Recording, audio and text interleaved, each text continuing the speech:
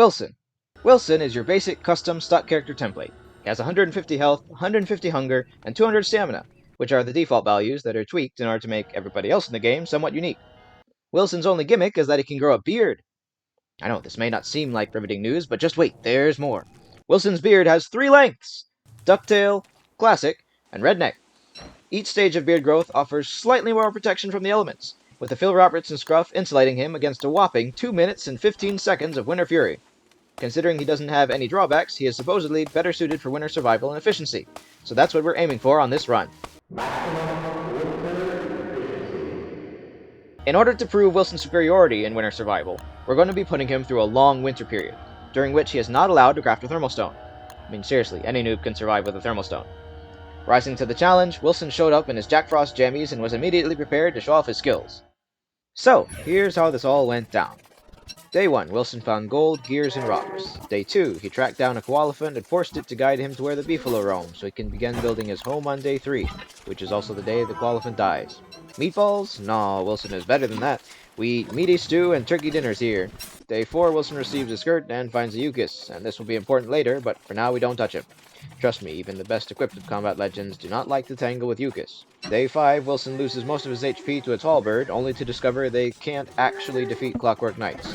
Not sure why he was trying with the tall bird to kill the Knights in the first place, since he already had 2 gears.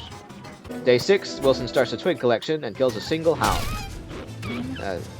Not even a wave. It was just 1 hound. The game's going easy on him. Between days 7 and 11, Wilson basically just went exploring, which is not efficient at all, and one has to wonder why he broke from his focused run to go and wander the wilderness. Until Wilson finds a swamp and starts cutting reeds, and then it becomes obvious what his objective was all along. You see, for those who didn't know, Wilson's favorite food is bacon and eggs, which restore an additional 15 hunger when eaten by Wilson than they do to any other character. This means cooking bacon and eggs increases the ingredient efficiency by 60%, and obviously he was looking for long-term food efficiency. Anyway, long story short, Wilson spent a few more days planting berry bushes, cutting grass, killing spiders, and collecting nightmare fuel before a poisoned birch nut tree cut his ego down to size a bit. Demoralized, Wilson went off to presumably acquire some more berry bushes before running into this guy again. Yeah, they, apparently they don't despawn, so that's a thing.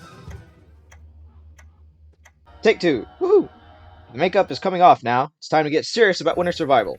Pretty sure I would have been just fine if it wasn't for the paparazzi chasing me, so this time around we're playing as Average Guy Wilson. Jack Frost Wilson was definitely too snazzy to survive through winter anyway. Day 1, Wilson found a bunch of food. Day 2, Wilson found Chester and got jumped by a random guy in a mask. Seriously, this guy was so far away.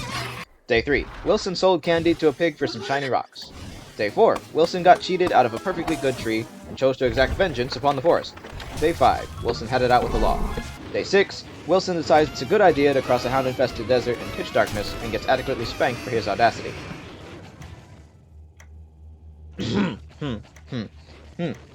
Take 3. Average Wilson was far too lackadaisical about surviving, so now we've gone for complete disguise. Trust me, the world will never see this one coming. Day 1. Definitely not Wilson. Wilson found basically everything. Gold, rocks, berries, beefalo, the clockworks. This led to a Day 5 alchemy engine, crockpot, and fridge. Day 5 also saw the creation of a berry farm, and with the Day 6 tomb raiding session and a Day 7 Pig King exchange, definitely not Wilson. Wilson is flying through this run. In fact, progress is going so well that we actually have time to discuss some strategies for winter. First of which is saving these candies from the Pig King. They can restore a small amount of hunger, HP, and sanity, so if you have a ton of them, it can help you out in a rough spot. These toy bags naturally generate, but they're also easy to craft and a good way to store candy. You may notice that Wilson's sanity is quite low, but this is intentional. He lowered it when he was looking for gems and graves, and now he's choosing to collect nightmare fuel on his own time, since sanity is much easier to raise in autumn than in winter. Also, he's building chests because he's not a savage. You know who you are. On Day 8, definitely not Wilson. Wilson takes a rummage through a swamp in order to locate spider dens and collect cut reeds for a birdcage. If you are by a swamp, you could consider building a base within walking distance of merm houses. You can fight them during the winter in order to get fish after the ponds freeze over. Also collect grass and twigs while you're out and plant them near your base. Twigs don't even need to be fertilized. Day 13, the hounds show up, and we can see why definitely not Wilson. Wilson set up so close to the clockwork set pieces. He leaves them be and goes to kill more sandy monsters before going back to collect the monster meat. 4 hounds attacked and not a single clockwork died, so these guys are definitely no joke. Wilson, you can tell it's him now because of the beard, is now wearing his top hat in order to bring up his sanity before winter. As long as he takes it off before it breaks, he'll be able to use it to make the Prestihatitator. Day 14, Wilson goes and shaves the beefalo. Day 15, the Prestihatitator goes down. By day 16, Wilson has so much food in his fridge he doesn't know what to do with it all.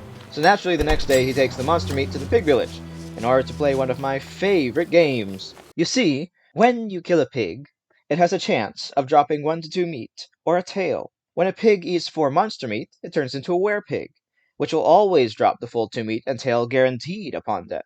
However, if you feed a pig just 1 monster meat, it follows you and helps you fight anything that attacks you. Which means, if you have enough monster meat, you can get a small following in a pig village, pick your battleground, and then feed just 1 pig the remaining 3 monster meat. The other pigs will all join you in killing their former comrade. I'm not psychotic. Who's psychotic? Are you psychotic?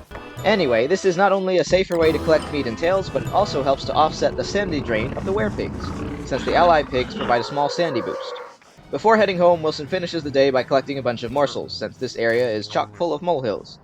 Day 18, Wilson stands guard all day in his berry bushes just in case any turkeys show up. I mean, come on, it's almost winter. Thanksgiving is right around the corner. Now, I made a mistake here. I should have gone ahead and harvested the berries in order to make sure the turkeys won't get to them.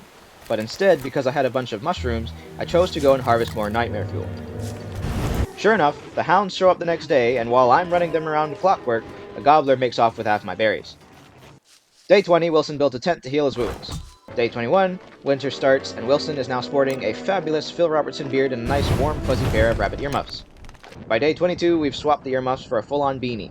Day 23, we get a magic machine upgrade, allowing us to craft invisible armor the next night. After that, there were a few days of chopping trees and fighting nightmares. I mean, it's winter. What else is Wilson supposed to do besides collect unnecessarily large quantities of firewood? Come day 8, however, it was time to get ready for the inevitable Deerclops visit. And boy, was Wilson ever prepared. Fire staff, ice staff, pan flute, night armor, bacon and eggs, healing salves, log suits, pig skins, miner's hat, life-giving amulet. This Deerclops is not going to have a good day. I was so prepared, in fact, I got quite antsy when the morning of day 31 arrived without any sign of Clops. By the time day 32 arrived, I was just about ready to spawn him in through the console myself, but finally he showed up and our epic battle ensued. And by epic battle, I mean I literally stood still and poked him to death with the tentacle spike. Seriously, this guy is not all that he's cracked up to be. I lost my dark suit and a couple helmets, but that was it. I think the key to killing him is just doing it quickly before anything else can come and try to gang up on you. Spent that night sleeping in the dark, because if you're in a tent when it turns dark, you can technically stay in there as long as you have the hunger to burn and you won't get killed by darkness. Day 33, I watched the clockwork fight a beehive, 1 bee at a time.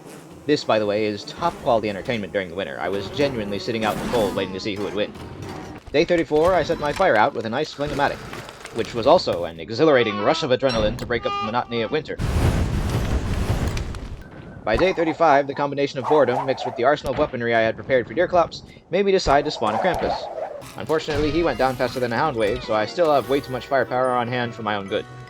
Day 36, I figured out I could build carpet, and a small renovation session began. Since it was still winter, I just had to guess what all my new flooring looked like under the snow. Day 38, a couple of neighborhood kids showed up to play. I high-fived one until he had to go home and told the other that he had to take a chill pill. No, literally, if you freeze a tree guard, it neutralizes him when he thaws out. Day 39, I made the mistake of dawdling around in a snow-covered swamp and got myself killed by a pop-up tentacle.